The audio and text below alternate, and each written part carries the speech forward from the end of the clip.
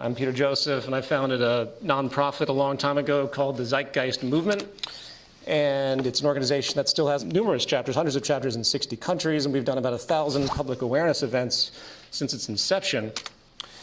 And beyond that social experiment, working in the hope to unify the world in a common direction, desperately needed, of course, due to the ecological crisis and the social instability that we're seeing emerge. I also produce educational and socially conscious activist media, including these two books. I wish I had brought some books, actually, but I couldn't get the weight in my luggage, or I would have given you all some. This was produced, the Zeitgeist Movement Defined was the original text. It was kind of a joint effort, but mostly written by myself, produced in 2013. It's the root thesis of the Zeitgeist Movement, and it advocates in pretty extended technical detail what we do and what we promote. The second book, The New Human Rights Movement, was published by Ben Bella earlier this year, and it takes a more social justice approach and a public health approach, if you will, focusing on what really underscores a stable, healthy, and peaceful society, including the active reduction of intergroup conflict, oppression, bigotry, racism, xenophobia, and so on, something that this country and the world is starting to see a resurgence of.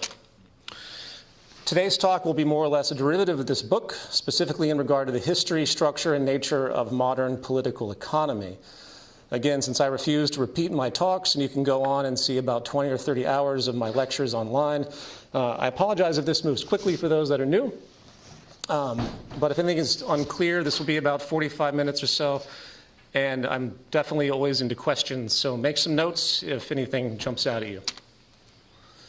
So to jump to the work's conclusion, for the sake of clarity, the bottom line is that without the removal of socioeconomic inequality, meaning the various levels of inequity we see both domestically and internationally, as linked to economic roots, there's a serious need for concern about what the future holds. Unannounced to most, there's a strong public health argument against the existence of economic stratification and class.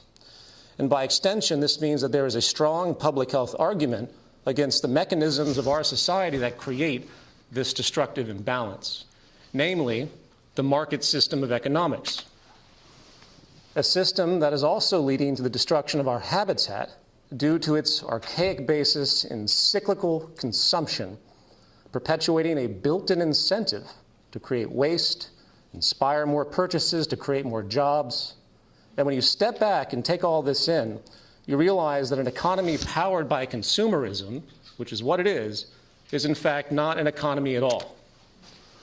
A real economy, by definition, is about the strategic and efficient use of materials and means to preserve sustainability in the process of meeting human needs. Yet our system does the opposite, not only inspiring vast wealth imbalance, limiting, in fact, the well-being of 60% of the human population today in the context of relative and absolute poverty, but also in the sense that the entire system is really backwards in terms of extended sustainability and effectively earthly economic goals, a complete omission from all economic textbooks. And it's worth pointing out that this seed of unsustainability really wasn't easily to recognize centuries ago, as the process and means of production was quite manual and arduous. But since the Industrial Revolution and the introduction of mechanization and increased efficiency, increased production, I should say, because it's not really efficient, it's just the more production that we're able to increase, the tables have turned. What was once an agrarian economy that worked to meet core needs of a scarce society, generating jobs to facilitate those needs, has transformed into an economy that has become so productive that our sense of social inclusion must now be manipulated by marketing and advertising, producing a neurotic, insatiable, and materialistic culture seeking to buy, own, and accumulate simply for the sake of buying, owning, and accumulating. And without that value system, the economy wouldn't work today. So coming back to my broad point here, the current state of evolution of the market economy not only requires an insecure, immature, and selfish population, it also requires that nothing really worked too well for too long. Planned obsolescence. For true preservation, efficiency, and sustainability is really the enemy of market economics. It's the enemy of the foundation of our society. And the result, as we see, is enormous amounts of waste, pollution, and resource overshoot. And it's interesting today with all the talk about ecological degradation, climate change, biodiversity loss, and so on. Very rarely do people speak of the most important consequence of this. We're not destroying the Earth. We're destroying our future capacity to coexist peacefully and productively as a growing species. We're setting the stage for new forms of unnecessary scarcity and limitation. And this is and will continue to translate into more extreme degrees of socioeconomic inequality, reducing public health. And this increased socioeconomic inequality, as social science has long confirmed, will fuel further social fragmentation, conflict, and disorder, both domestically and internationally. I apologize if this idea is new to some of you here, as it is something I have written and talked about a great deal in the past, linking socioeconomic inequality in economics to increased violence, heart disease, mental health disorders, child abuse, loss of lifespan, and so on. But I encourage you to look into this largely ignored public health issue, because it's the most critical one, and no one's really talking about it. The central message of this talk, as rambly as it's going to be due to the limitations I had in creating it, is that our economy poses many serious problems, not only as an instrument of human manipulation in terms of politics that we see, but as a structural phenomenon in its root, core, foundational logic. Or more bluntly, the real problem, in stark contradiction to our prevailing entrepreneurial romanticism and free market mythology, is the very nature of business itself. The inherent dynamics and incentives that are immutable to the logic of engaging and winning in competitive trade is the binding destructive force that, while creating the world we see, with some material positives, of course, is also simultaneously destroying it at a far more rapid rate in the context of sustainability and a loss of democracy, as I will discuss. And with all the debate today about party systems and corruption and lobbying and war and so on, you will notice, with the exception of, say, conversations about democratic socialism or other more or less passive, still ultimately pro-market socioeconomic adjustments, the political landscape shows very little real reflection on what the structure of our economy is actually doing. Even worse, those rare few who do approach in a critical and thoughtful way are quickly dismissed by myopic and emotional, impulsive reactions and symbolic irrationality. In fact, I would have to argue that the greatest failure in the world today is that of creativity and an expanded sense of possibility. People are afraid of things they can't see, of course, or don't understand or haven't learned about.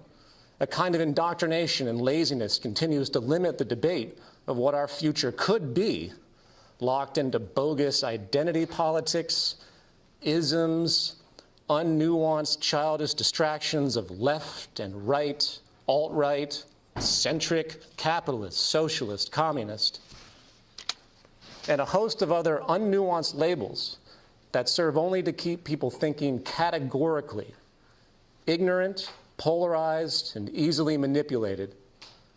The power of language and the associative, symbolic, myopic nature of political discourse now blinds us, and it is time we snap out of it and expand our sense of possibility.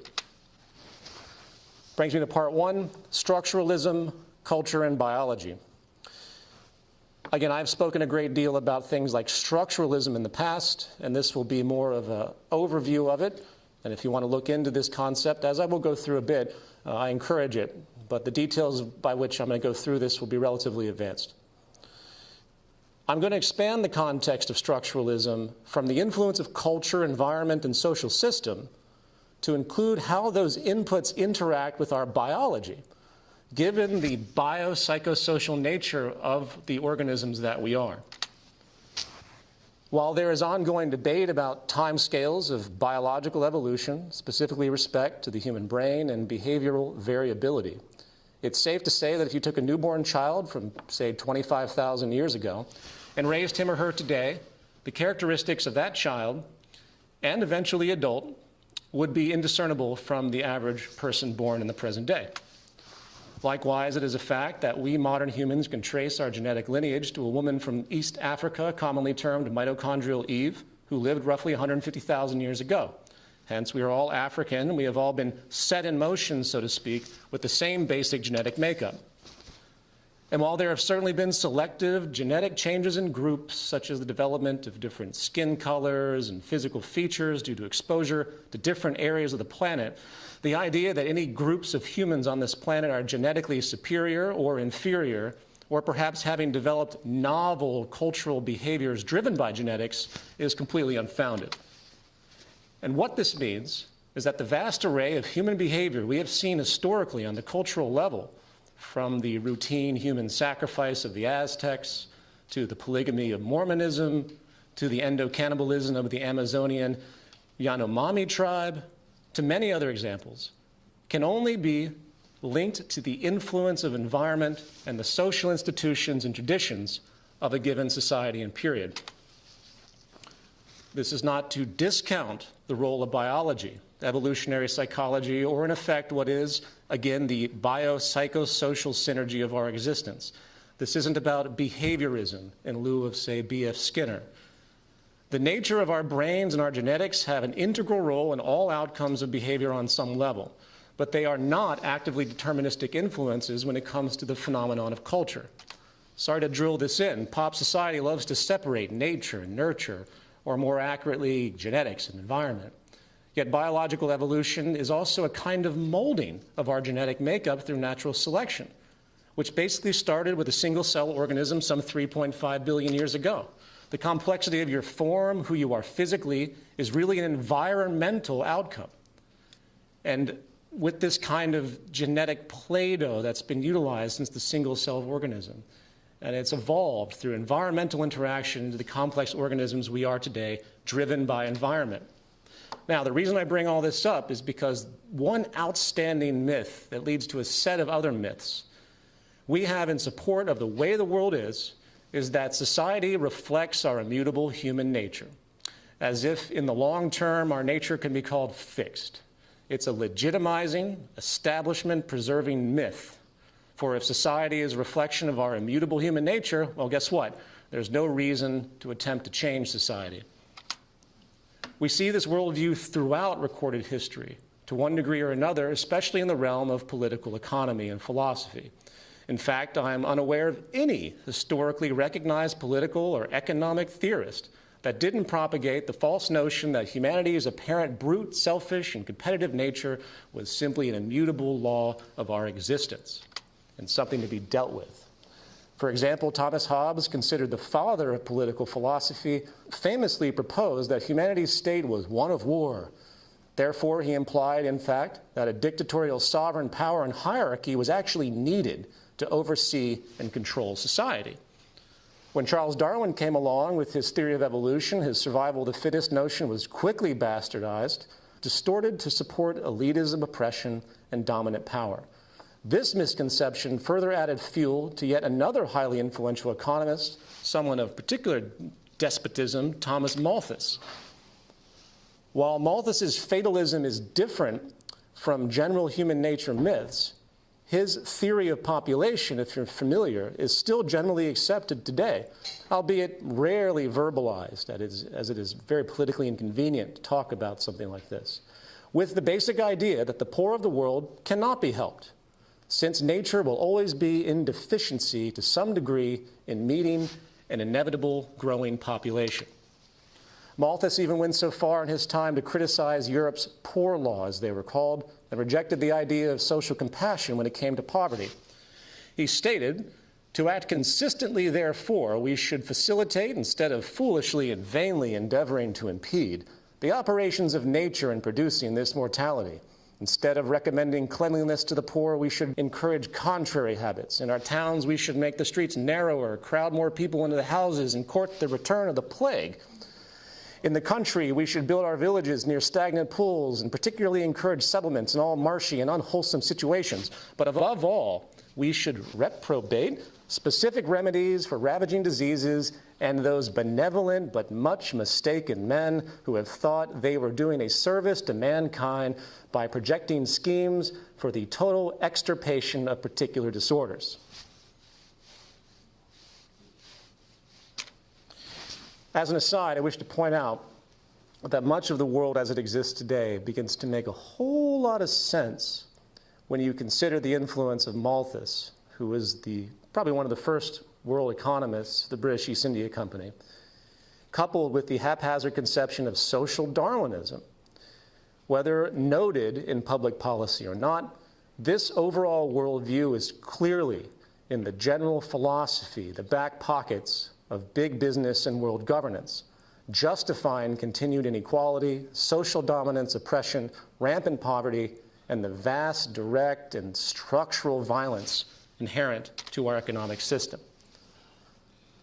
Once again, from the inherent dynamics and incentives of an economy based on scarcity and trade strategizing dominance, which I'm going to expand upon in the next section, trade strategizing dominance, I want that phrase to stick with you guys. This Malthusian, socially Darwinistic perspective is a significant reason why we have seen very little real progress in the developing, poverty-stricken, and disease-laden nations today, or even in the relative poverty and homeless crisis we see in the affluent nations. I'm sorry to say it is an unspoken yet ever-present value system and mindset that the poor should suffer and die, and the rich should live and prosper. And it is this manifest structural violence that kills more people than all the wars, dictators, and plagues combined. Estimates put this death toll at about 18 million a year due to socioeconomic inequality.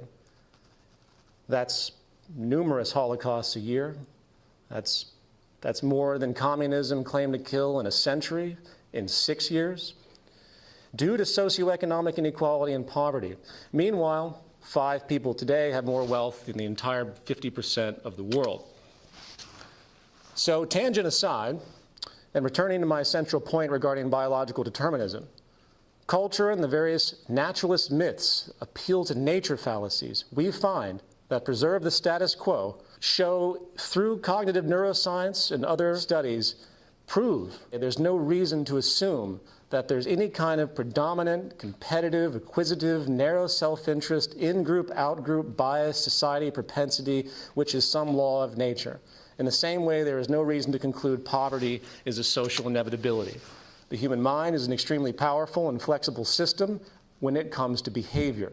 It can be an organ of thoughtfulness, compassion, extensionality, and collaborative incentive, as evidenced by the later stage development of our frontal cortex, or it can be an organ of fear, hate, selfishness, and domination, as evidenced by our older, lower, so-called reptilian areas, such as the amygdala and limbic system.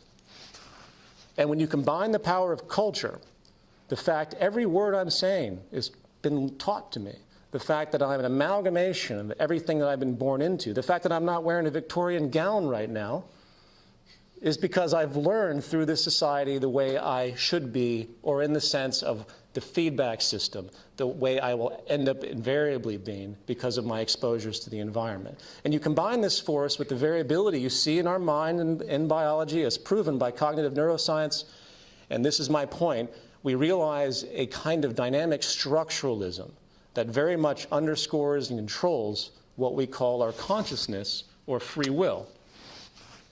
And we can't expect to change our society or civilization without understanding ourselves, what influences us, and our shared biological reactions.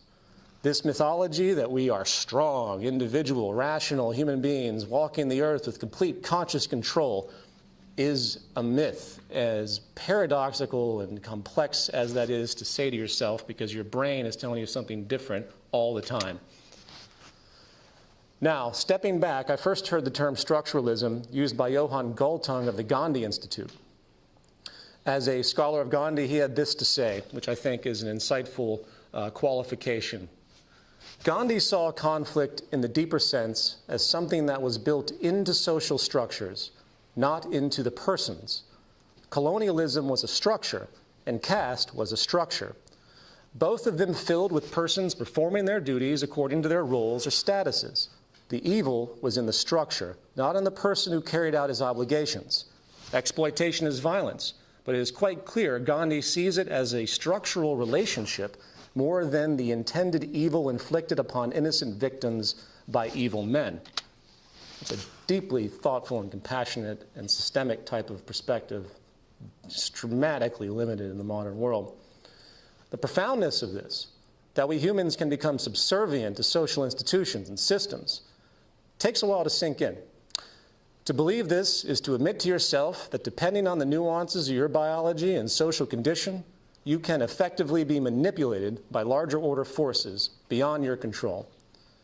And most people's egos, once again, have a very difficult time with this idea, as it contradicts, again, everything that your experience is telling you. But the truth is, the social condition or culture you find yourself, how society is organized and incentivized, plays a profound role in your sense of identity, while pinging or exciting parts of your brain that amplify the probability of certain behaviors to occur or not. If you generate a social structure that creates a culture of insecurity and fear like we have today, you're going to excite older parts of the brain, the limbic system, that compound what are in effect primitive, old primate reactions, such as competition and violence, apathy. In contrast, if you have a structure that creates a sense of safety, fairness, justice, security, you will bypass primitive brain reactions and excite areas of the mind related to higher order intellectual functions, leading to a strong sense of trust, social capital, collaboration, empathy, and so on. In fact, this structuralist perspective forces us to rethink our ideas of morality and ethics. The conclusion is that morality and ethics can really only follow from the social or environmental condition and are, in fact, painfully subjective from the standpoint of history. And if you need evidence of that, think of the countless soldiers raised by wonderful church-going families who never had a violent bone in their bodies, who, sanctioned by their government, are incentivized by some abstract external threat and are willing to murder other human beings that they have never met in the military. Or perhaps consider the numerous studies done by people who have been tested for their sense of responsibility or lack thereof, such as the Milgram experiment, the shock experiment, I suspect some of you have heard of. They're incentivized to hurt others under the protection that it isn't really their fault because they're just following orders. Or perhaps the Rwandan genocide of 800,000 Tutsis in a 4-month period, all sanctioned by government and propagandized media, creating a vicious period of mass hypnosis, in effect, that was based on a kind of distorted class war that didn't actually even exist. So I hope my point is clear. You're not an individual in any technical sense. We are all deeply vulnerable to the social structures, dominant institutions, and culture that invariably guide our perception and accentuate and attenuate aspects of our brain chemistry. And since we can't change our brains in biology, at least in the short term, at least not now to any relevant degree, someone could debate transhumanism and things like that, this means that we're left with one real option. If you want to change human behavioral patterns and the institutions that are political, economic, and philosophical, you have to change the structure we find ourselves. Or better yet, to use a medical term, you have to change the social precondition. And the most powerful precondition ever present in our lives will be found to be the economic structure, as I'll explain in the next section. Part 2, origins, power, class, and inequality. In this section, I'm going to go through the history of our economy, where it came from, and the core attributes that define it. If I was to frame the academic context of this analysis, it would be one of cultural anthropology, a subject I hope people will look into, with the theme being how the logic of our existence today, especially that of our economy, has been carved out over time by external forces which could be termed geographical determinism, like sand and wind that erode mountains over time. Roughly 12,000 years ago, the human species transitioned from nomadic hunter-gatherer societies, tribes foraging and hunting with no agricultural skills, to farm-cultivating settled societies. This was termed the Neolithic Revolution. In form, this change marked a kind of technological shift. Like the advent of mechanization and the Industrial Revolution, this development of agriculture was basically the application of new technology, as primitive as it seems. I point this out because it's worth noting that the most influential characteristic of a civilization is the kind of technological means it has and how it's applied. When very large-scale changes in applied technology occurs, human culture and behavior tend to change as well. Before the Neolithic Revolution, as corroborated by numerous anthropologists studying both existing and historical hunter-gatherer societies, small bands and tribes operated without money or markets. They were egalitarian. In fact, 99% of human history had no money or markets, by the way, with no economic dominance hierarchy. It's also well established that they had much less violence and certainly no large-scale warfare. And while modern culture would gawk at the seemingly crude and minimalistic reality of hunter-gatherer life today, it's thoughtfully argued that there really existed a kind of minimalistic affluence, a simplicity that was accepted and made people happy.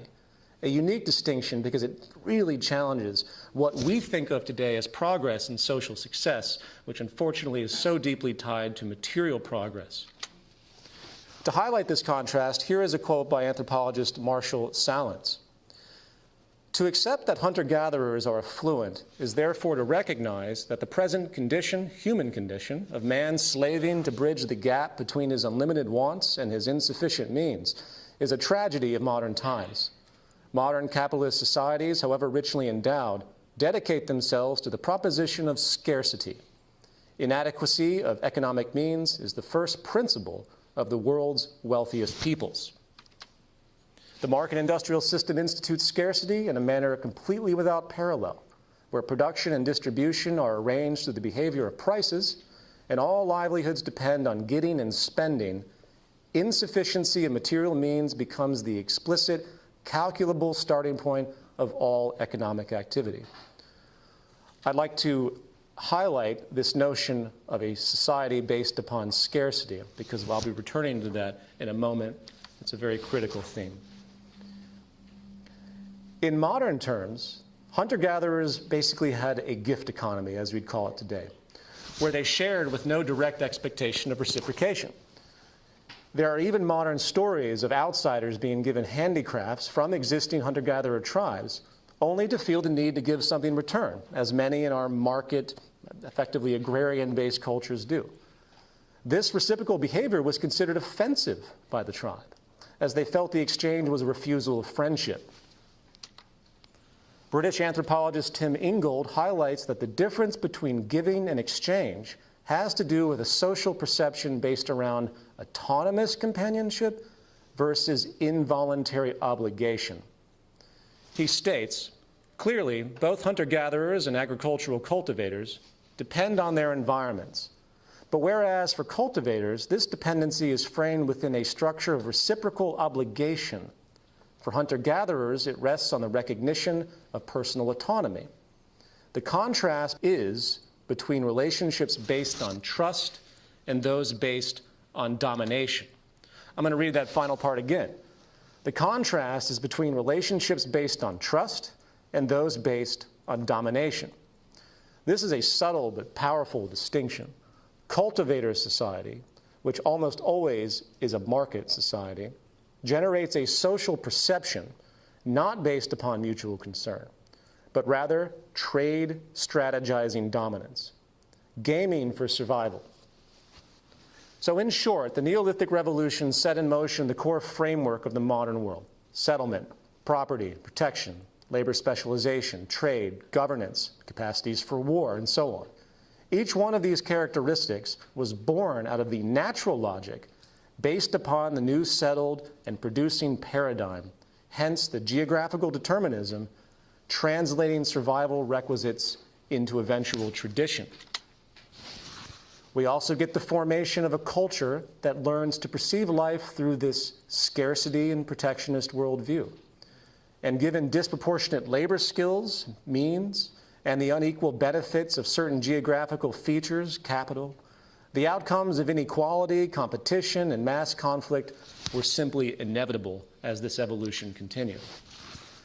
In turn, ever-hardening values around competitive self-interest manifest, with these psychological gravitations extending into sociological ones, forming social structures, institutions, and customs derived from the scarcity, competitive, and protectionist worldview once again. Again, all this was set in motion by the geographical determinism of the Neolithic Revolution. Now, some may ask, why couldn't it have gone another way? In this book, Man's Rise to Civilization by Peter Farb, he describes numerous cultures that were, in fact, agrarian, that lived very, very differently and very egalitarianly. So why couldn't it have gone another way on a large scale? If people realize they have disproportionate skills in different regions of different qualities, why didn't just a larger, more communal, connected society form based upon the original hunter-gatherer value system and principles? Because hunter-gatherers didn't just have a natural sense of egalitarianism per se, they actually actively preserved their egalitarianism. It was called reverse dominance hierarchy by some theories, and they worked against anyone that did rise up and start to pollute the community with overt self-interest. It was an active recognition in hunter-gatherer society. Well, as I said, historically it did go the other way in rare cases. We have knowledge of agrarian First Nations people and indigenous populations that, due to the small size of community and the benefits of their region, effectively surplus, they did not fully succumb to this overt competitive scarcity-based dominance outcome. But those are exceptions to the rule. And the very fact that most of those cultures are now extinct today shows the power of the underlying framework of the survival mechanisms set in motion. In the words of neuroscientist Robert Sapolsky, hunter-gatherers had thousands of wild sources of food to subsist on. Agriculture changed all that, generating an overwhelming reliance on a few dozen food sources. Agriculture allowed for the stockpiling of surplus resources, and thus inevitably the unequal stockpiling of them, stratification of society, and the invention of classes. Thus, it has allowed for the invention of poverty. So to summarize for clarity, since the Neolithic Revolution, we've had a process of economically driven cultural adaptation built around the survival requisites of the relatively new, settled agrarian paradigm. The evolution of post-Neolithic culture was self-guided by systemic environmental pressures and survival inferences, geographical determinism, common to the natural dynamics of the new mode of production. This gave birth to dominance-oriented incentives, values and protections, evolving patterns of conflict, hierarchy, elitism, and disproportional allocation of physical and social resources. To translate in terms of modern political economy as we know it, you thus have the basis of property, ownership, capital, means of production, labor specialization, jobs, regulation, government, and protection, law, police, military. In other words, you have grounds for what is now the ultimate mechanism of survival, the market system of economics, to which all of these aspects are actually intrinsic and immutable, despite the utopian ideals and abstractions of libertarians and those effectively basking the sociopathic free market delusions of Ayn Rand. Pick up any introductory textbook on market theory and you'll notice the rationale of the market's very existence starts with one fundamental premise. Resources and means are scarce.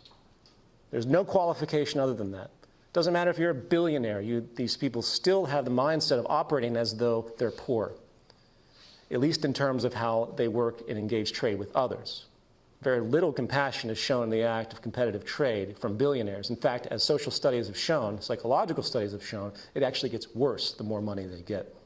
And from this premise, resources and means are scarce, the architecture of not only the economy, but of society itself has been derived. I call it the root socioeconomic orientation of our world. Root socioeconomic orientation. It justifies brute competition, narrow self-interest, elitist hierarchy, inequality, and oppression. And the central mechanism of this system, what keeps society divided and accentuates the endless abuse we see, whether individual or by whatever elite minority, is again trade strategizing dominance, the kernel, incentive, rational process. It has been the root logic of trade, despite material progress we have seen over time, since especially the Industrial Revolution, that ruins humanity's capacity to function in a socially just and sustainable way. This gaming mentality, which is also a core prerequisite for racism, bigotry, and xenophobia, rooted deep in the cultural norm that we live in, this dysfunctional, scarce idea where any surplus that happens, any abundance, can only appear to be transient. You can't rationalize a world where there's actually enough to go around, even if it was mathematically possible, which it actually is. And again, if you dig deep into the worldview of some of the most dominant and revered Western political and economic philosophers, from Adam Smith to John Locke to, again, Malthus to John Stuart Mill and many others, you find little deviation of this social preconception.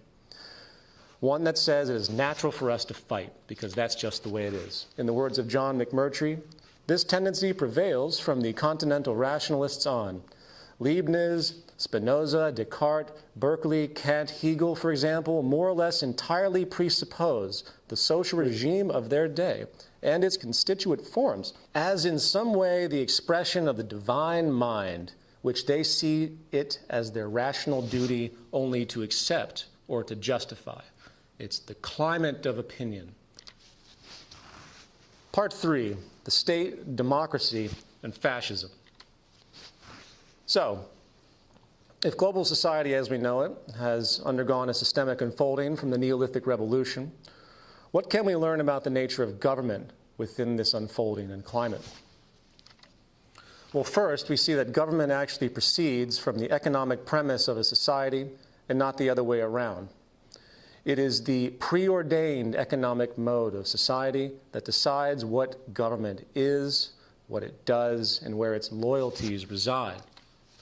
If you examine historical variations of social systems, historical capitalism, communism, socialism, feudalism, mercantilism, and so on, and you'll notice I said historical and not theoretical, you realize that the governing architecture of those systems served to protect and perpetuate the prevailing economic and class structures that ultimately define them. Feudalism, for example, was a structure based upon land ownership, the means of production, labor, and class interdependence, going from the peasant up to the king. Capitalism, in contrast, is based upon dynamics of private property, buying and selling and ownership, and the mechanism of ownership and wealth translating into power and control. Here's a quote by Australian economist John C. Wood, who is a scholar of a sociologist that I often recommend named Thorstein Veblen. And I think this summation of Veblen, who is extremely verbose and rather complicated to read, gets to the heart of what we're facing in terms of the structure of government within capitalism. He states, Veblen wrote extensively and insightfully on the relationship between capitalist government and the class struggle. For Veblen, the ultimate power in the capitalist system is in the hands of the owners because they control the government. The government is the institutionally legitimizing means of physical coercion in any society. As such, it exists to protect the existing social order and class structure. This means that the primary duty of government is to enforce private property laws and protect the privileges associated with ownership. Veblen repeatedly insisted that modern politics is business politics. The first principle of a capitalist government is that, to quote Veblen, the natural freedom of the individual must not transverse the prescriptive rights of property.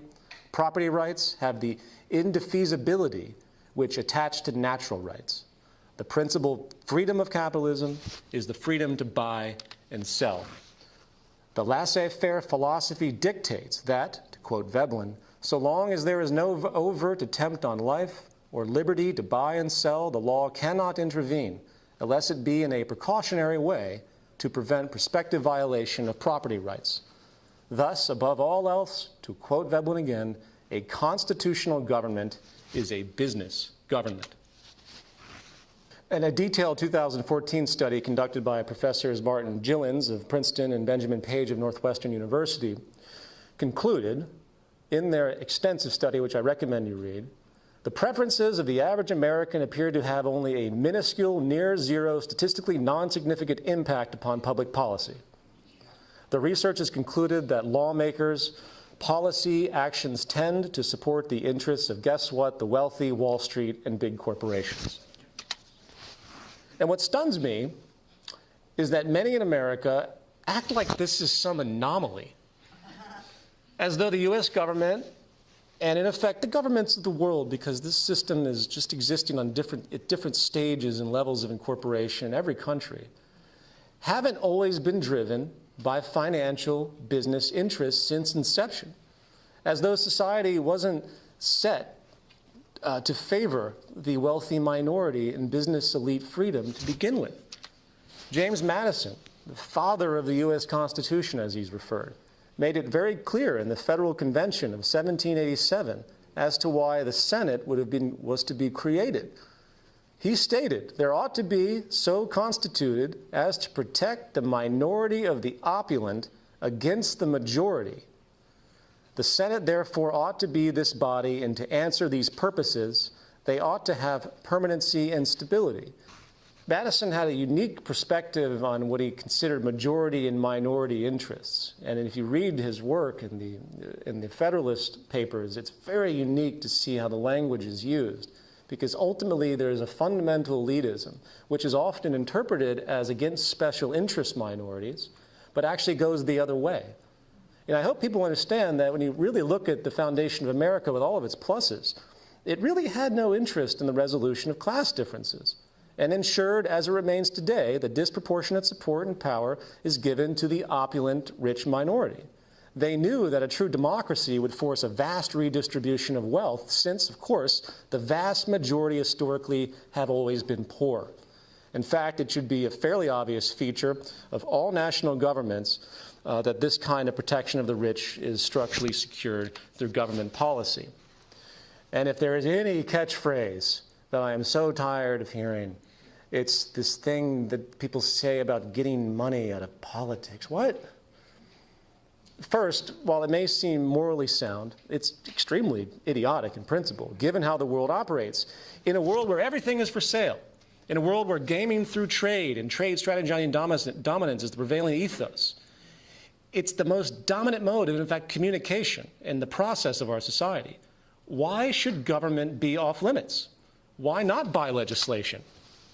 In fact, if we're to be consistent as a society, it's actually poor form to object at all to this reality of lobbying and political special interests. We should let the Koch brothers buy and run America. Why not? It's the purest and most natural outcome suggested by this system, for the billionaires to run everything, which is what this system assumes, its natural gravitation, and you're never going to stop the force of financial and business power as long as our society is grounded in the way it is. And by the way, the election of Trump is not an anomaly. It's just another step toward the natural gravitation that our system generates, a world again run by rich monarchs. And to some degree or another, it has always been this way since, again, the Neolithic Revolution. So needless to say, when it comes to the true nature of our system, the very idea of any kind of effective democracy becomes increasingly illusory. The system simply isn't designed to cater to the well-being and democratic control of the general majority. Rather, it is designed to facilitate the affairs of business, and most of all, the protection of big business, which are naturally the dominant interests in the revolving door of government. Put another way, the system is fundamentally fascist. This is a book by Robert Brady called Business as a System of Power. It was written in 1943 in the heat of the Second World War. It is a comparative study of a number of nations, including fascist Germany, Japan, Italy, and others.